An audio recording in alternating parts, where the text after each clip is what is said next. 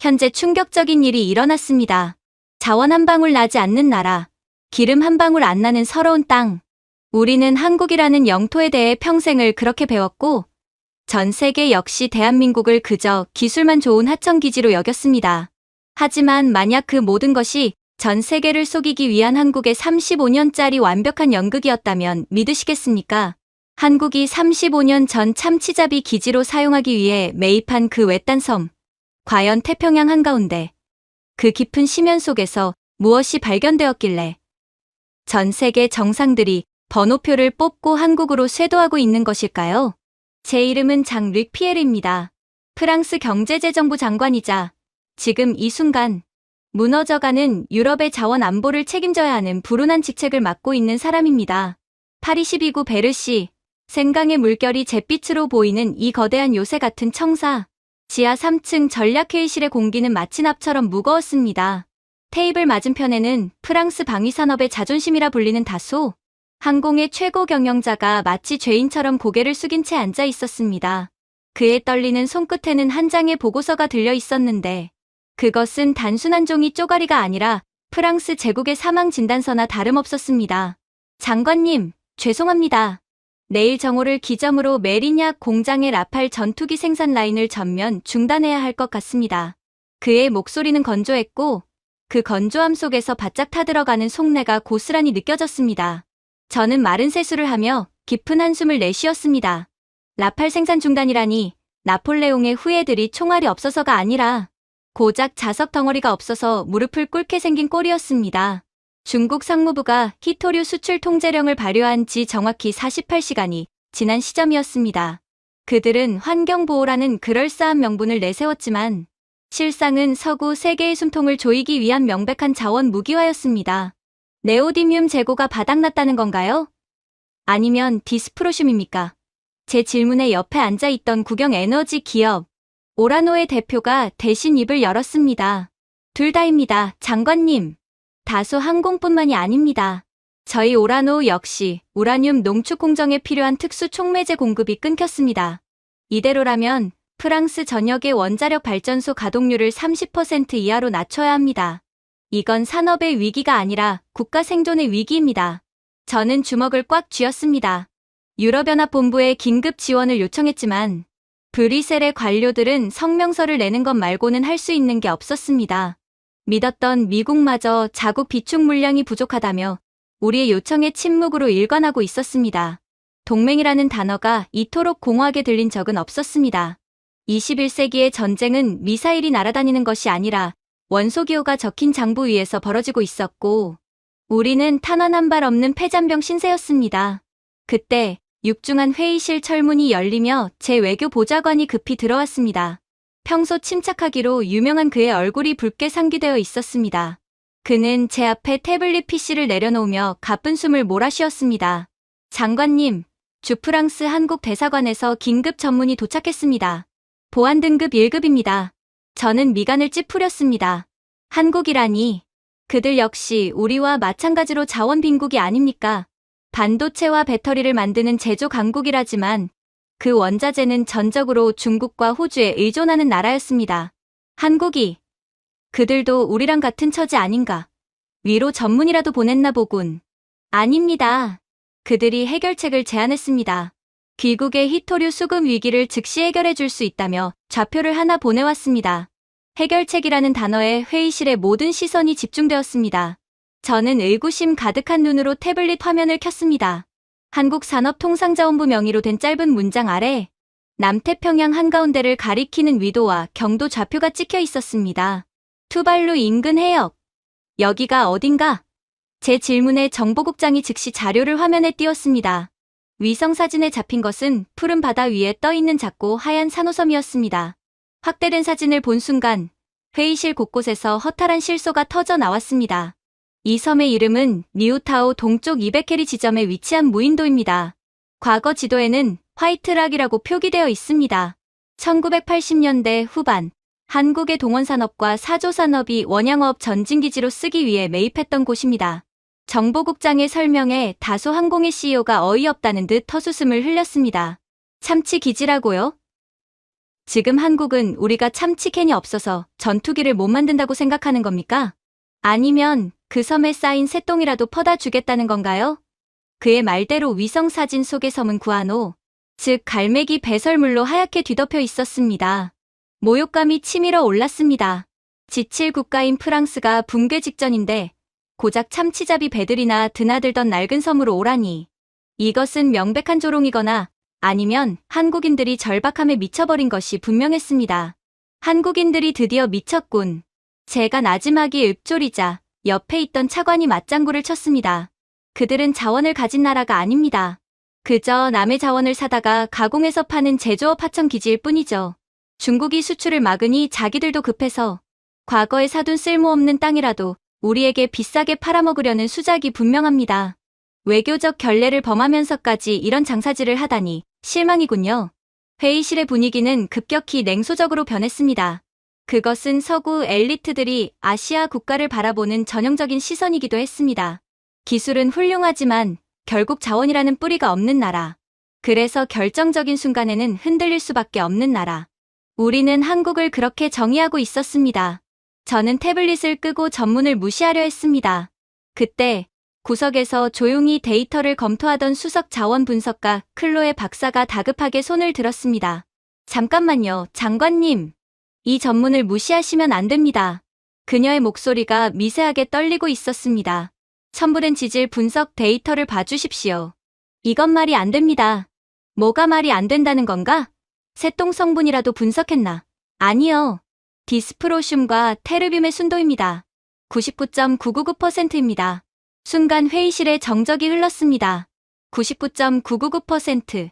그것은 실험실에서 정제 과정을 수십 번 거쳐야 나올 수 있는 이론상의 수치였습니다. 자연 상태의 광물, 특히 중국 내몽골이나 호주 광산에서 채굴되는 히토류는 온갖 불순물이 섞여 있어 99%의 순도를 맞추는 것도 기적에 가까운 일이었습니다. 한국이 중국산 광물을 몰래 비축해뒀다가 정제해서 보내려는 거 아닐까요? 누군가가 의혹을 제기했지만 클로에 박사는 단호하게 고개를 저었습니다. 불가능합니다. 동위원소 비율이 다릅니다.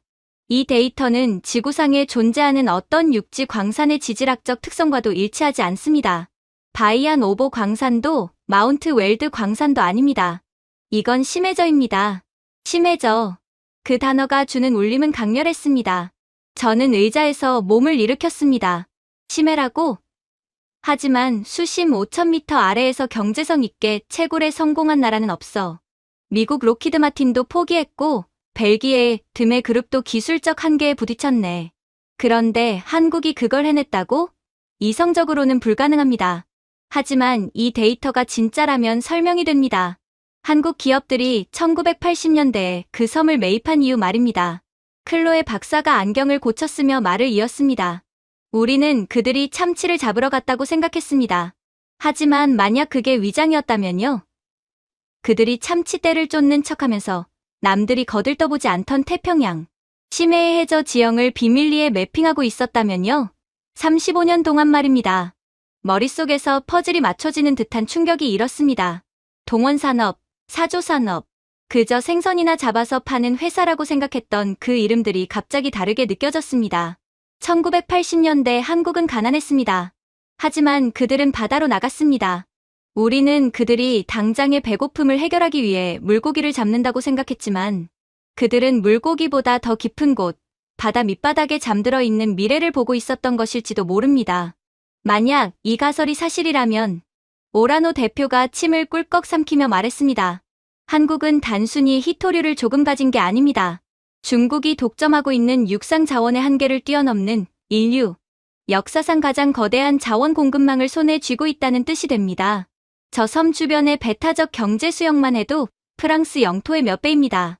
그 밑에 깔린 게 전부 고순도 히토류라면 한국은 자원 빈국이 아니라 21세기의 사우디아라비아가 되는 겁니다. 저는 다시 스크린 속의 작은 섬을 바라보았습니다. 하얗게 빛나는 구아노 아래 한국인들이 숨겨놓은 거대한 야망이 느껴지는 듯했습니다. 그들은 30년 넘게 침묵했습니다. 중국이 자원을 무기로 전 세계를 협박할 때도, 일본이 소재 수출을 통제할 때도 그들은 조용히 칼을 갈고 있었던 것입니다. 그리고 가장 결정적인 순간, 유럽이라는 거대한 시장이 붕괴하기 직전의 타이밍에 정확히 패를 꺼내 들었습니다. 한국 측에 추가 설명을 요구했나? 네. 하지만 답변은 간결했습니다. 보좌관이 전문의 마지막 문장을 띄웠습니다. 백문이 불여일견. 와서 직접 보십시오. 우리는 파는 사람이 아니라 보여주는 사람입니다. 더 이상의 설명은 없었습니다. 그것은 자신감이었습니다. 허풍쟁이의 떠벌림이 아니라 실력을 갖춘 자만이 보일 수 있는 오만함에 가까운 여유였습니다. 비행기 준비해. 제 지시에 참모들이 놀란 눈으로 저를 쳐다보았습니다. 장관님, 정말 가시겠습니까? 만약 이게 허풍이라면 장관님의 정치 생명은 끝납니다. 참치 기지에서 빈손으로 돌아온 장관이라니 언론이 가만히 있지 않을 겁니다. 저는 코트를 집어들며 씁쓸하게 웃었습니다. 허풍이라면 파리로 돌아와서 한국산 자동차와 휴대폰 수입을 금지하고 국제사회의 사기극이라고 고발하면 그만이야. 하지만 저는 창밖에 흐린 파리 하늘을 바라보았습니다. 에펠탑이 희미하게 보였지만 그 불빛은 예전처럼 밝지 않았습니다. 만약 저 데이터가 진짜라면 우리는 지금 구아노 섬으로 가는 게 아니네. 새로운 제국의 수도로 아련하러 가는 거지. 자원을 가진 자가 왕이 아니라 자원을 캐낼 기술을 가진 자가 황제가 되는 새로운 시대의 개막식을 보러 가는 거야. 가슴 한구석에서 묘한 전율이 일었습니다. 그것은 두려움이기도 했고 경외감이기도 했습니다. 우리가 자원 대국이라 자만하며 땅 위만 바라보고 있을 때 한국은 묵묵히 차가운 바다 밑으로 내려갔습니다. 아무도 주목하지 않는 곳, 냄새나는 새똥섬이라고 비웃던 그곳에 그들은 대한민국의 미래를 심어두었던 것입니다. 저는 전용기에 오르며 생각했습니다. 과연 그 섬에는 무엇이 기다리고 있을까? 낡은 어선과 녹슨 드럼통일까? 아니면 우리가 상상조차 하지 못한 기술의 정점일까? 분명한 것은 이 비행이 끝나면 세계의 지정학적 지도는 다시 그려질 것이라는 사실이었습니다. 그렇게 12시간이 넘는 비행 끝에 우리는 남태평양 한복판, 한국 정부가 보내온 좌표 위에 떠 있었습니다. 헬리콥터 창밖으로 내려다 보이는 누쿠마누 기지의 첫인상은 한마디로 처참했습니다. 하늘에서 본 섬은 1980년대에 지어진 낡은 콘크리트 사일로와 해풍에 녹이 쓴 거대한 크레인들이 흉물스럽게 방치된 폐허나 다름없었습니다. 장관님, 정말 이곳이 맞습니까? 좌표를 잘못 입력한 거 아닙니까? 동행한 보좌관이 믿을 수 없다는 표정으로 물었습니다. 저 역시 허탈함을 감출 수 없었습니다. 우리가 파리의 급한 불을 끄기 위해 12시간을 날아온 곳이 고작 이 고철 처리장이라니. 한국 정부가 우릴 속였어. 아니면 그들도 30년 전 지도만 보고 착각한 건가? 헬기가 착륙을 위해 고도를 낮추자 섬 한쪽에 정박해 있는 낡은 선박이 눈에 들어왔습니다. 선체에는 희미하게 사조산업이라는 한글 마크가 찍혀 있었고 갑판 위에는 낡은 그물들이 널브러져 있었습니다. 저 배를 보십시오. 참치 냄새가 여기까지 나는 것 같습니다. 이건 자원기지가 아니라 어업전진기지 유적지입니다. 프랑스 수행원들 사이에서 냉소적인 비웃음이 터져 나왔습니다. 우리는 착륙장에 내려섰지만 우리를 맞이한 것은 최첨단 보안 요원이 아닌 평범한 작업복 차림의 중년 남성 한 명이었습니다. 가슴팍에 소장 김철수라는 명찰을 단 그는 흙먼지가 묻은 안전모를 고쳤으며 우리에게 다가왔습니다. 먼 길 오시느라 고생하셨습니다. 김철수입니다. 그의 무미건조한 인사에 저는 실망감을 감추지 않고 쏘아붙였습니다. 소장님, 시간이 없습니다. 한국 정부가 말한 히토류는 어디 있습니까? 이 녹슨 드럼통 안에 들어있습니까? 김 소장은 제 비아냥에도 아랑곳하지 않고 덤덤하게 대답했습니다. 지상에는 없습니다. 진짜는 밑에 있죠. 따라오시죠. 그는 우리를 섬 중앙에 있는 낡은 컨테이너 박스로 안내했습니다. 저는 또 한 번 실소를 금치 못했습니다. 사무실이라도 컨테이너를 쓴단 말인가. 하지만 그가 컨테이너 문을 열자 그 안에는 놀랍게도 은색으로 빛나는 육중한 강철 문이 나타났습니다. 생체인식 스캔을 거치자 강철 문이 소리 없이 열렸고 그 안에는 영화에서나 볼 법한 초고속 엘리베이터가 자리하고 있었습니다. 탑승하시죠. 지하 100m, 메인 통제실로 이동합니다.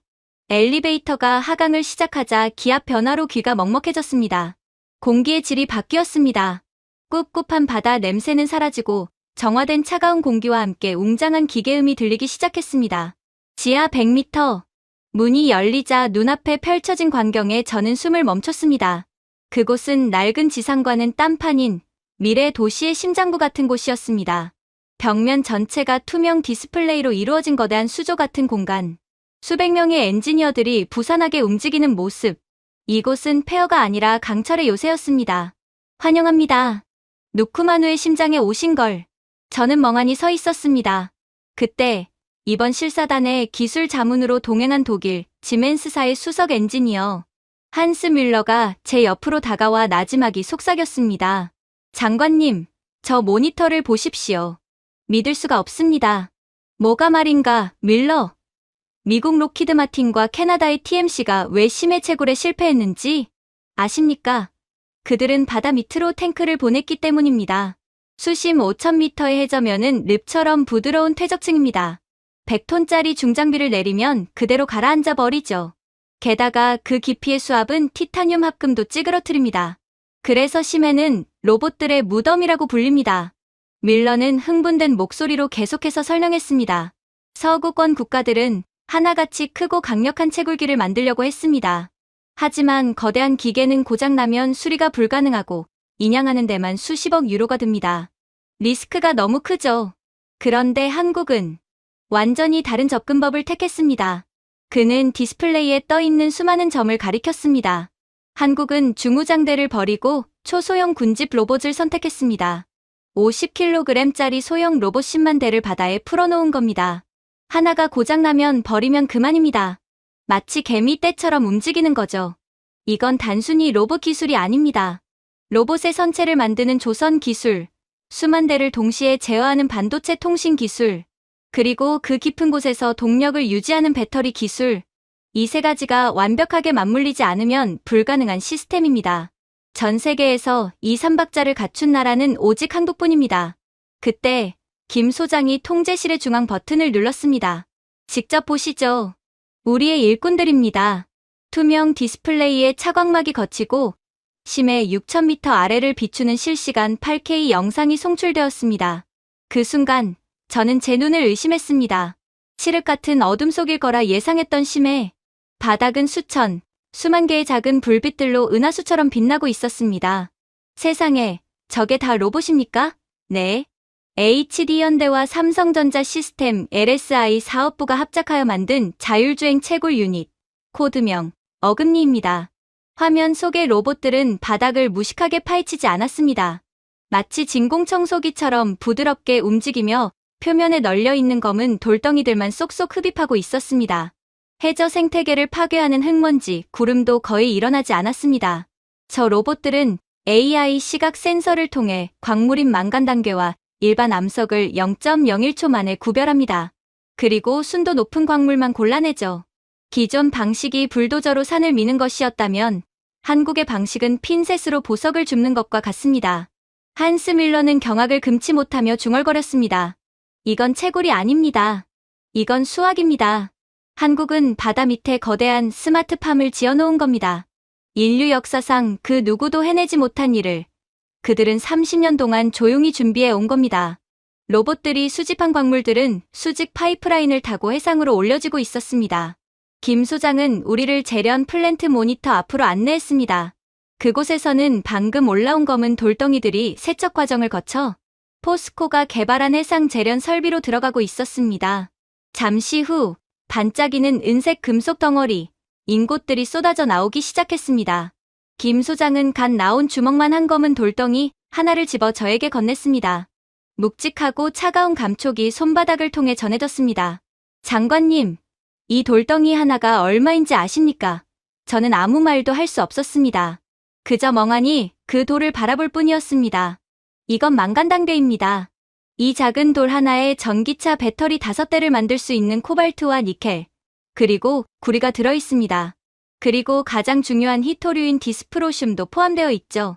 이 섬 주변 반경 200km 해역에 매장된 양은 보수적으로 잡아도 향후 100년간 전 세계가 쓰고도 남을 양입니다. 100년. 그 단어가 주는 무게감에 다리가 풀릴 지경이었습니다. 중국이 희토류 수출을 막겠다고 협박했을 때 우리는 고작 6개월치 비축량 때문에 벌벌 떨었습니다. 그런데 한국은 태평양 바닥에 100년치의 자원을 깔아두고 있었던 것입니다. 더 놀라운 건 부가가치입니다. 우리는 이 원석을 그대로 팔지 않습니다. 포스코 퓨처엠과 LG에너지 솔루션의 현지 공장으로 보내 바로 배터리 양극재와 완제품으로 가공합니다. 원석으로 팔 때보다 500배의 부가가치가 창출되죠. 우리는 돌을 파는 게 아니라 에너지를 파는 겁니다. 수치와 예시를 들을수록 정신이 아득해졌습니다. 이것은 단순한 광산 발견이 아니었습니다. 석유 시대가 저물고 배터리 시대가 도래한 지금, 한국은 21세기의 사우디아라비아를 넘어선 에너지 패권국이 되어 있었습니다. 유럽 전체가 중국의 눈치를 보며 전전긍긍할 때, 한국은 바다 밑에서 조용히 제국을 건설하고 있었던 것입니다. 자, 장관님. 이제 본론을 이야기하시죠. 중국이 막아버린 물량 때문에 오셨죠. 김 소장의 목소리는 차분했지만 그 안에는 거부할 수 없는 힘이 실려 있었습니다. 우리에겐 하루 생산량의 10%면 프랑스 전체 수요를 감당하고도 남습니다. 다소 항공의 라팔 전투기 라인, 내일 당장이라도 다시 돌릴 수 있게 해드리죠. 르노 자동차, 배터리가 넘쳐나서 창고를 더 지어야 할 겁니다. 그것은 구원의 손길이었습니다. 하지만 동시에 그것은 한국이 우리에게 내미는 청구서이기도 했습니다. 대신 조건이 있습니다. 단순한 구매 계약이 아닙니다. 기술 제휴와 장기 파트너십, 그리고 그가 내건 조건들은 파격적이면서도 합리적이었습니다. 하지만 그 순간 저는 깨달았습니다. 이제 한국은 우리의 단순한 우방국이나 무역 파트너가 아니었습니다. 그들은 유럽의 생명줄을 쥐고 있는 갑이었습니다. 제가 쥐고 있는 이 차가운 검은 돌덩이가 바로 새로운 세계 질서의 상징이었습니다. 저는 떨리는 손으로 그 돌을 꽉 쥐었습니다. 파리의 샹젤리제 거리에서 느꼈던 절망감은 사라졌지만 대신 거대한 경외감이 밀려왔습니다. 녹슨 크레인과 낡은 사일로로 위장한 이 섬의 지하에는 인류의 미래를 움직일 심장이 뛰고 있었습니다. 그리고 그 심장의 주인은 바로 대한민국이었습니다. 저는 일단 한국이 내민 제안서를 가지고 파리로 향했습니다. 파리로 돌아가는 비행기 안에서 저는 내내 누쿠마누 기지에서 받아온 그 검은 망간단괴를 만지작거렸죠. 손끝에 전해지는 차가운 감촉은 구원이자 동시에 굴욕이었습니다. 공항에 도착하자마자 저는 엘리제궁이 아닌 베를린행 비밀 수송기에 몸을 실었습니다. 프랑스 혼자만의 결정으로는 부족했습니다. 유럽의 양대 축인 독일과 머리를 맞대야 했습니다. 한국이 내민 계약서에 도장을 찍는 순간 유럽의 에너지 주권은 영원히 아시아의 작은 반도 국가에 종속될 것이 뻔했기 때문입니다. 비록 저는 그 섬에서 한국의 압도적인 기술력을 목격했지만 정치인의 입장은 또 달랐습니다. 베를린 연방총리 관저 지하 벙커. 공기는 차갑고 무거웠습니다. 원탁 테이블에는 프랑스 대통령과 독일 총리, 그리고 유럽 최고의 두뇌라 불리는 기술 관료들이 모여 있었습니다. 그들 역시 중국의 자원 갑질에 진절머리가 난 상태였습니다. 하지만 한국의 모든 것을 맡기자는 제 제안에 회의실은 순식간에 아수라장이 되었습니다. 장릭 장관, 당신은 지금 우리가 한국의 하청 국가로 전락해야 한다고 주장하는 겁니까? 그들의 기술이 대단한 건 인정하지만 계약 조건이 너무 가혹합니다. 기술 이전 불가? 장기 공급 독점? 이건 식민지 조약이나 다름없습니다. 독일 경제부 장관이 안경을 벗으며 신경질적으로 책상을 두드렸습니다. 그는 한국산 로봇들이 바다 밑을 휩쓸고 다닌다는 제 보고를 듣고 자존심에 큰 상처를 입은 듯했습니다. 맞습니다. 우리가 누구입니까? 내연기관을 발명하고 산업혁명을 이끈 유럽입니다. 한국이 35년 걸렸다고요? 그건 그들이 기초과학이 부족해서 시행착오를 겪느라 오래 걸린 겁니다. 우리의 자본과 독일의 정밀 기계공학, 프랑스의 기초과학이 합쳐진다면 우리는 3년, 아니 1년 안에 따라잡을 수 있습니다. 독일 최대의 철강 기업 티센크루프의 회장 역시 거들었습니다. 그의 말에는 묘한 설득력이 있었습니다. 유럽은 여전히 세계 최고의 기술 대륙이었으니까요. 하지만 반대의 여론도 만만치 않았습니다. 프랑스 오라노 사의 대표가 씁쓸한 표정으로 입을 열었습니다. 이상적인 말씀입니다만 현실을 직시해야 합니다. 현재 전 세계 심해 탐사 장비 시장 점유율을 보십시오. 한국의 HD현대와 삼성중공업이 85%를 차지하고 있습니다. 나머지 15%도 한국산 부품을 씁니다. 우리가 독자 개발을 한다고 해도 핵심 부품인 수중 센서와 통신 모듈은 결국 한국에서 사와야 합니다. 껍데기만 유럽산인 로봇을 만들자는 겁니까? 격렬한 토론이 오갔습니다.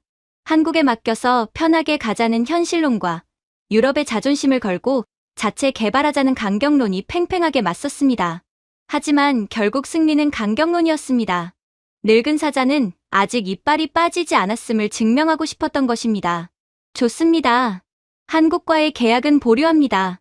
대신 프로젝트 유로딥을 발동합니다. 프랑스 나발 그룹의 잠수함 기술과 독일, 지멘스의 제어 시스템, 그리고 티센크루프의 소재 기술을 총동원하십시오. 한국이 만든 어금니보다 더 강력하고 완벽한 놈을 만들어 봅시다. 우리가 보여줍시다. 그렇게 우리는 돌이킬 수 없는 강을 건넜습니다. 오만이라는 이름의 강이었습니다.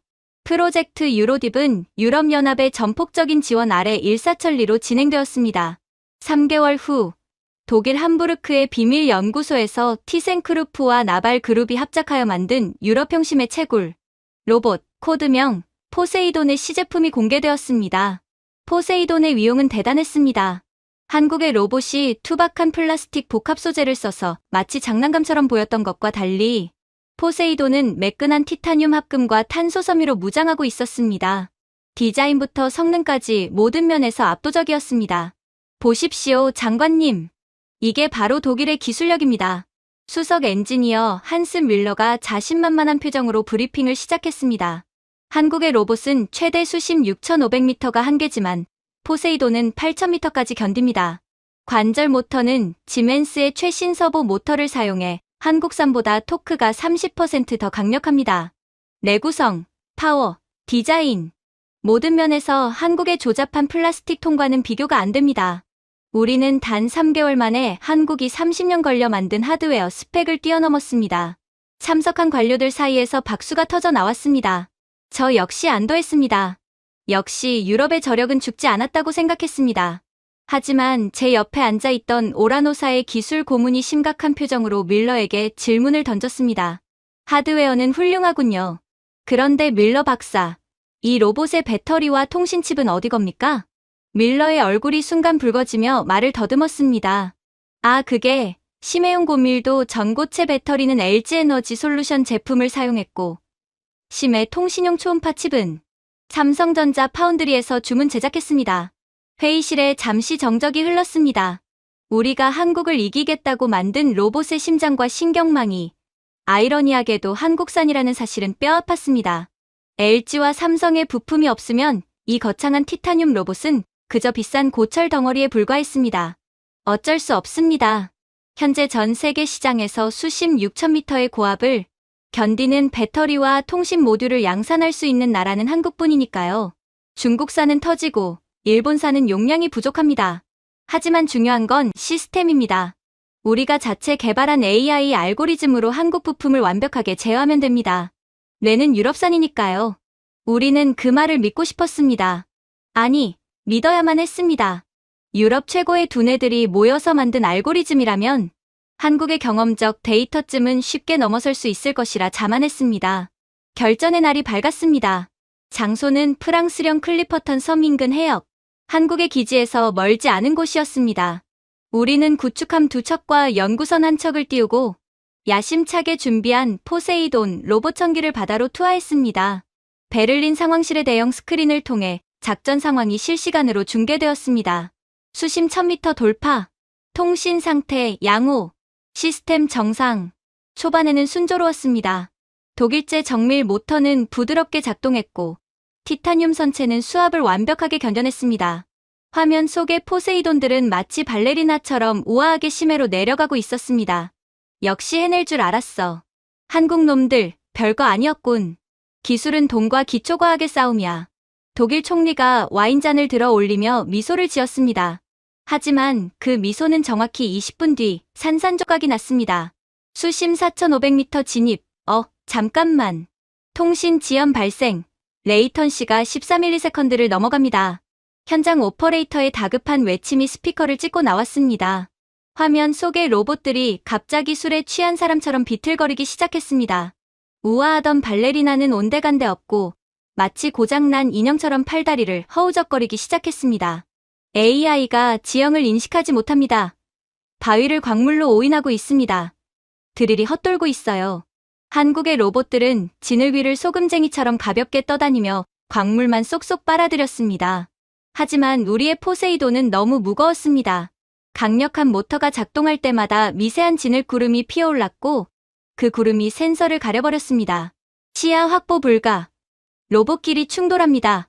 회피 기동, 회피 기동. 안 됩니다. 통제 불능. 중앙 서버가 딥러닝 데이터를 찾지 못합니다. 그것은 재앙이었습니다. 1000대의 로봇이 서로 엉키고 부딪히며 심해의 고철 덩어리로 변해가고 있었습니다. 한국의 로봇들이 보여주었던 그 완벽한 군무는 35년간 쌓아온 데이터의 결정체였습니다. 하지만 우리의 포세이돈은 눈먼 장님이나 다름없었습니다. 도대체 뭐가 문제야? 스펙은 우리가 더 좋잖아. 티타늄으로 만들었다고. 제가 마이크를 잡고 소리쳤습니다. 한스 밀러가 창백해진 얼굴로 머리를 감싸쥐며 대답했습니다. 데이터가 없습니다, 장관님. 한국의 로봇들이 진흙탕 속에서도 길을 찾을 수 있었던 건 그들이 35년 동안 이 바닥을 훑으며 쌓아온 오답 노트가 있었기 때문입니다. 해류가 어떻게 흐르는지, 진흙의 점도가 수심마다 어떻게 변하는지, 광물의 반사각이 탁한 물속에서 어떻게 왜곡되는지 그들은 모든 변수를 학습했습니다. 하지만 우리의 AI는 깨끗한 수조 실험실에서만 훈련받았습니다. 실전 데이터가 0이라고요. 화면 속에서 마지막 남은 포세이돈. 한 대가 수압을 이기지 못하고 찌그러지는 모습이 보였습니다. 퍽 하는 소리와 함께 신호가 끊겼습니다. 1000대의 최첨단 로봇. 20억 유로에 달하는 유럽 납세자들의 혈세가 단 4시간 만에 태평양 바닥에 수장되었습니다. 베를린 벙커에는 숨소리조차 들리지 않는 정막만이 감돌았습니다. 그것은 단순한 실패가 아니었습니다. 기술 선진국이라는 유럽의 오만이 처형당하는 소리였습니다. 독일 티센크루프 회장이 떨리는 손으로 물잔을 집어들었지만 물을 마시지는 못했습니다. 우리는 기계를 베꼈지만 뇌를 만들 수는 없었군요. 그의 자주 섞인 한마디가 폐부를 찔렀습니다. 우리는 돈으로 시간을 살 수 있다고 믿었습니다. 자본과 인력을 쏟아부으면 35년의 격차쯤은 금방 따라잡을 수 있다고 착각했습니다. 하지만 한국이 쌓아 올린 장벽은 단순한 기술이 아니었습니다. 아무도 알아주지 않는 차가운 바다 밑에서 묵묵히 실패를 거듭하며 쌓아 올린 세월의 무게였습니다. 그 무게를 고작 3개월짜리 프로젝트로 넘으려 했던 우리의 시도 자체가 코미디였던 것입니다. 한국은 이미 바다의 문법을 마스터했고 우리는 알파벳조차 모르는 상태에서 소설을 쓰려 했던 꼴이었습니다. 저는 의자 등받이에 힘없이 기대었습니다. 화면에는 통신이 끊긴 검은 노이즈만 가득했습니다. 하지만 제 눈에는 그 어둠 너머 여전히 바다 밑을 은하수처럼 수놓으며 광물을 캐내고 있을 한국의 로봇들이 선명하게 그려졌습니다. 그들은 지금 이 순간에도 데이터를 쌓고 더 똑똑해지고 있을 겁니다. 우리가 헛발질을 하는 동안 격차는 더 벌어졌습니다. 한국은 경쟁자가 아니라 우리가 감히 넘볼 수 없는 영역에 있는 스승이었습니다. 장관님, 어떻게 할까요? 보좌관이 울먹이며 물었습니다. 저는 아무 말도 할 수가 없었습니다. 유럽의 자존심은 오늘 클리퍼턴 해역에 수장되었습니다. 그리고 그 자리에는 한국이라는 거대한 파도가 밀려오고 있었습니다. 이제 우리는 인정해야 했습니다. 21세기의 바다는 포세이돈의 삼지창이 아니라 대한민국이 만든 그 작은 로봇들의 것이라는 사실을 말입니다. 그렇게 독일과의 기술 동맹이 참담한 실패로 끝난 후 저는 파리로 돌아와 치과에 들어갔습니다. 유럽의 마지막 자존심이라 믿었던 프로젝트 유로딥은 태평양 바닥에 20억 유로의 고철 덩어리만 남긴 채 수장되었고 제 정치 생명 역시 끝난 것이나 다름없었습니다. 하지만 제가 파리의 회색 하늘을 바라보며 한탄하고 있을 때 지구 반대편 베이징의 중나라에서는 더욱 음습하고 악랄한 계획이 꿈틀대고 있었습니다. 붉은 담벼락 안에서 중국 공산당 지도부는 한국의 누쿠마누 기지가 자신들의 자원, 굴기를 무너뜨릴 유일한 위협임을 인지했습니다. 그들은 한국이 가진 그 작은 섬이 전 세계 자원시장을 재편할 핵폭탄이라는 사실을 뼈저리게 느낀 것입니다. 자신들이 아닌 한국이 세계를 지배한다는 것을 깨달은 것이죠. 프랑스 대외안보총국이 보낸 1급 첩보, 보고서는 중국의 탐욕이 어디까지 갈 수 있는지를 적나라하게 보여주었습니다. 장관님, 중국이 선을 넘었습니다. 작전명 붉은 산호초. 그들은 누쿠마누 기지를 통째로 삼킬 생각입니다. 중국의 전략은 치졸하면서도 교활했습니다. 겉으로는 국영기업인 중국해양석유총공사를 앞세워 한국 측에 접근했습니다. 국제 시세의 3배라는 파격적인 가격으로 누쿠마누에서 생산되는 모든 희토류를 전량 수입하겠다는 달콤한 제안이었습니다. 자본주의의 논리라면 거절하기 힘든 제안이었지만 그 제안서의 뒷면에는 섬뜩한 칼날이 숨겨져 있었습니다. 위성사진에는 중국의 어선으로 위장한 해상 민병대 선박 300척이 기지 주변을 포위망, 좁히듯 에워싸고 있는 모습이 선명하게 찍혀 있었습니다. 협상이 결렬되는 즉시 선박 고장을 핑계로 섬에 상륙해 무력으로 시설을 점거하겠다는 노골적인 협박이었습니다. 저는 쓴웃음을 지었습니다. 한국인들이 순진하게 당하겠군. 기술은 천재적일지 몰라도 이런 깡패 같은 국제 정치의 흙탕물 싸움은 모를 테니까. 중국이 저렇게 인해 전술로 밀고 들어오면 제 아무리 로봇 군단이라도 당해낼 재간이 없겠지.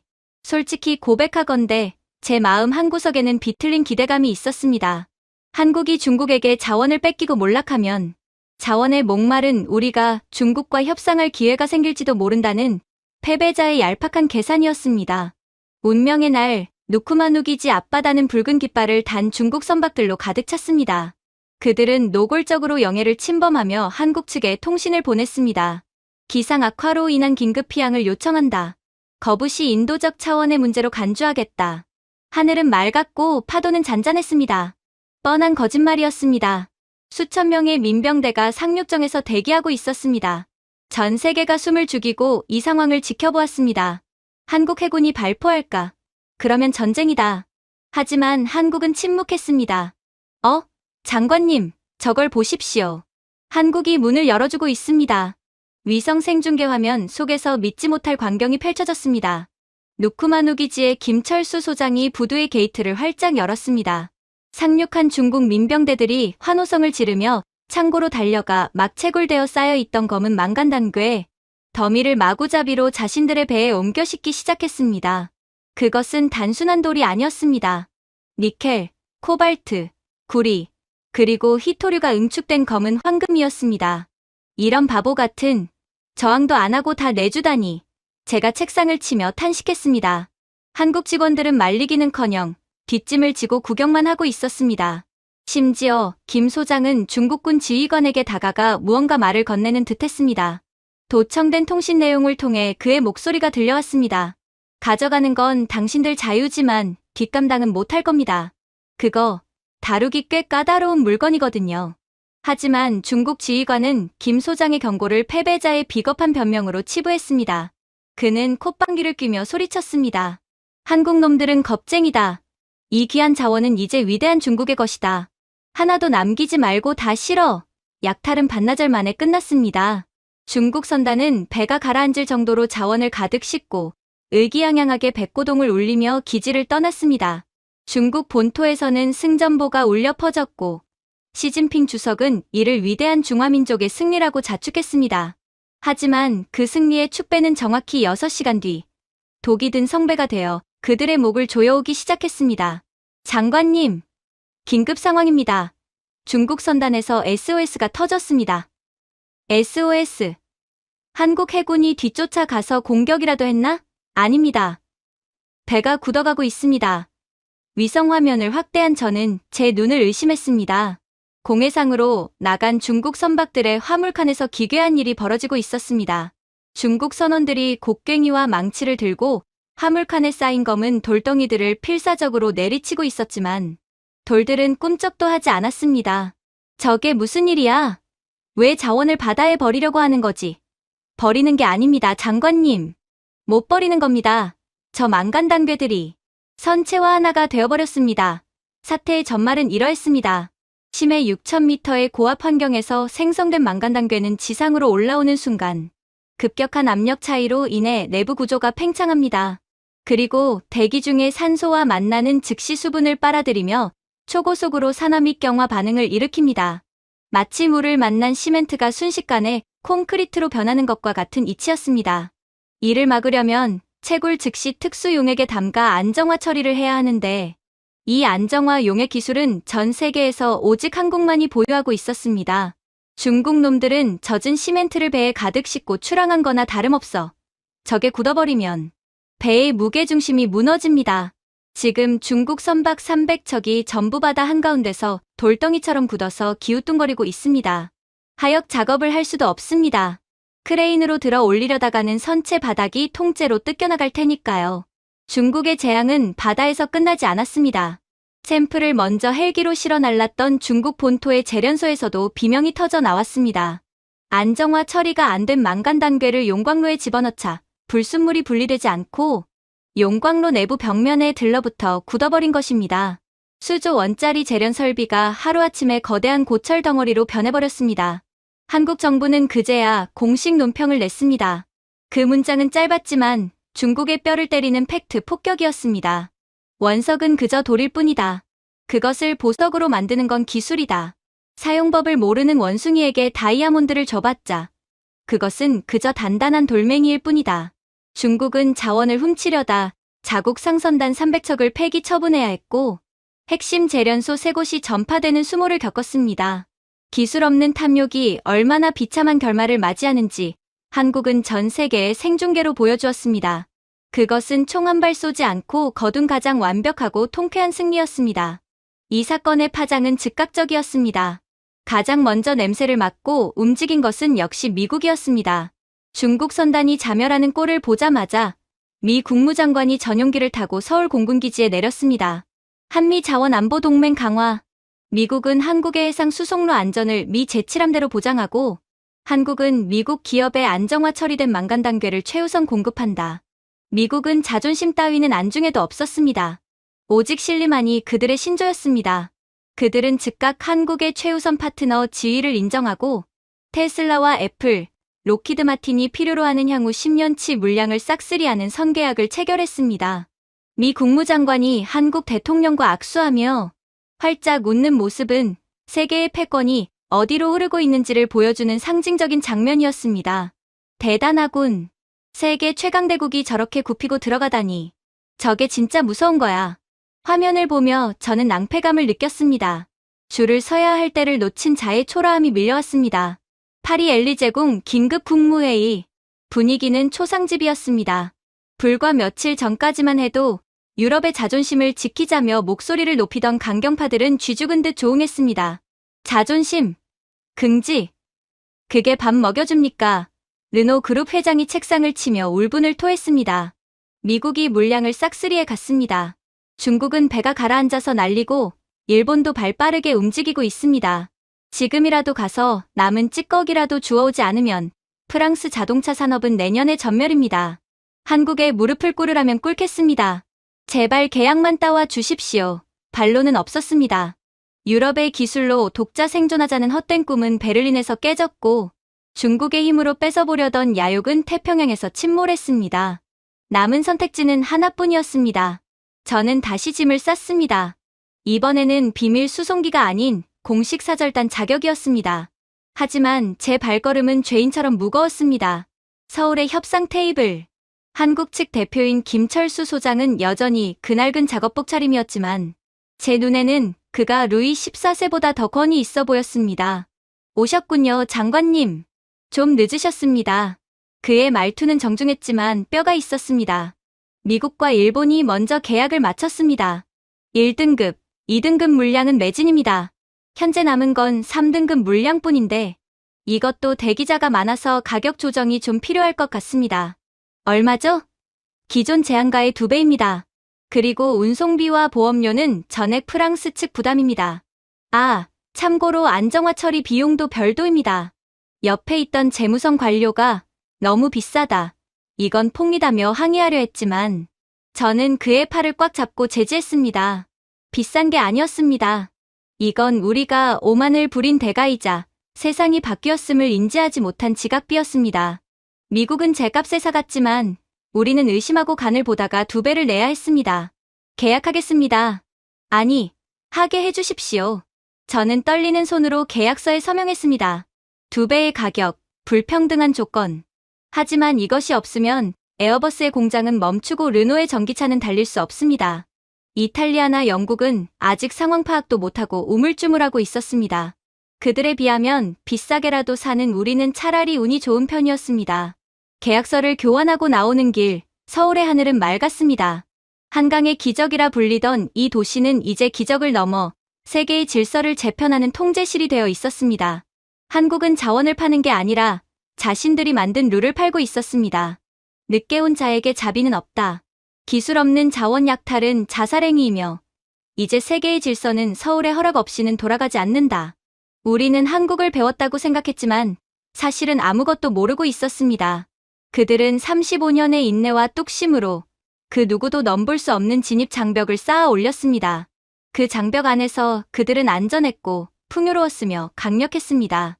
이제 프랑스는, 아니 유럽은 한국이라는 거인의 발치에 엎드려 그들이 던져주는 부스럭이라도 감사히 받아야 하는 처지가 되었습니다. 이것이 21세기의 새로운 냉혹한 현실이었습니다. 그렇게 굴욕적이지만 반드시 필요했던 계약을 마친 후 저는 홀가분하면서도 무거운 마음으로 짐을 꾸렸습니다. 프랑스의 미래를 샀다는 안도감과 영원할 것 같았던 서구의 패권이 저물었다는 상실감이 교차했습니다. 떠나기 직전 김철수 소장이 저를 불렀습니다. 장관님, 떠나시기 전에 꼭 보여드리고 싶은 곳이 있습니다. 이 기지의 심장 같은 곳이죠. 저는 내심 기대했습니다. 또 다른 최첨단 실험실이나 비밀 병기를 보여주려는 것일까 하지만 그가 저를 안내한 곳은 기지의 가장 구석진 곳, 해풍이 그대로 들이치는 야외 고지였습니다. 그곳에는 웅장한 로봇도 거대한 플랜트도 없었습니다. 대신 칠이 다 벗겨지고 붉은 녹이 쓸어 금방이라도 부서질 것 같은 낡은 원양어선 한 척이 콘크리트 받침대 위에 박제되어 있었습니다. 선수에는 희미하게 남아 505라는 글씨가 남아 있었습니다. 이게 뭡니까? 제가 의아해서 물었습니다. 최첨단 누쿠마누 기지와는 너무나도 어울리지 않는 흉물이었기 때문입니다. 고철 아닙니까? 왜 이런 걸 철거하지 않고 신성한 기지 안에 두었습니까? 제 질문에 김 소장은 낡은 선체를 어루만지며 씁쓸하게 웃었습니다. 이 배가 없었다면 오늘의 삼성전자도 현대자동차도 그리고 지금 장관님이 계약하신 이 기지도 없었을 테니까요. 이건 우리의 성소입니다. 그는 저를 데리고 삐걱거리는 갑판 위로 올라갔습니다. 태평양의 석양이 붉게 물들고 있었습니다. 김 소장은 먼 바다를 응시하며 나지막이 입을 열었습니다. 장관님, 1980년대를 기억하십니까? 물론이죠. 프랑스에게는 아름다운 시절이었습니다. 우리는 초음 속 여객기 콩코드를 띄워 뉴욕을 3시간 만에 주파했고 테제베라는 고속 열차로 대륙을 연결했습니다. 에어버스가 보잉을 위협하던 시기였죠. 기술적 풍요가 넘쳐나던 시절이었습니다. 김 소장이 고개를 끄덕였습니다. 맞습니다. 그때 유럽은 부유했고 기술의 정점에 있었습니다. 하지만 그때 대한민국은 가난했습니다. 너무나도 가난해서 우리는 무엇이든 팔아야 했습니다. 여자들은 머리카락을 잘라 가발을 만들어 팔았고 남자들은 독일의 지하 수천 미터 갱도로 들어가 석탄을 캤습니다. 간호사들은 당신들이 기피하는 시체를 닦으며 외화를 벌었죠. 그의 목소리는 담담했지만 그 안에는 묵직한 슬픔이 배어 있었습니다. 그때 우리는 기술이 없어서 모든 것을 당신들에게 의존했습니다. 고속철도를 놓기 위해 프랑스의 알스톰사의 기술을 구걸했고 제철소를 짓기 위해 일본과 독일의 차관을 빌려야 했습니다.